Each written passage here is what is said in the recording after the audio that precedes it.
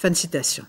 Parmi les monuments qui font la gloire de la France, on citera le château de Chambord, dont quelques salles sont provisoirement fermées depuis l'effondrement du plancher d'un des étages. Chef-d'œuvre en péril, le château le plus célèbre de la Loire manque cruellement de moyens. Emmanuel Lambert, Samuel Humez.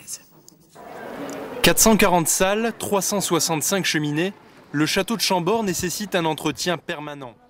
Les conservateurs pensaient que le danger viendrait de la pierre, car au fil des temps, de nombreuses fissures sont apparues sur les murs de l'édifice. Pourtant, c'est une poutre qui a cédé. La partie qui est ici est le sol sur lequel les visiteurs ont marché et on voit bien ici le point de rupture. Le 17 août dernier, un plancher s'est effondré, entraînant dans le vide une dizaine de touristes. 6 seront légèrement blessés.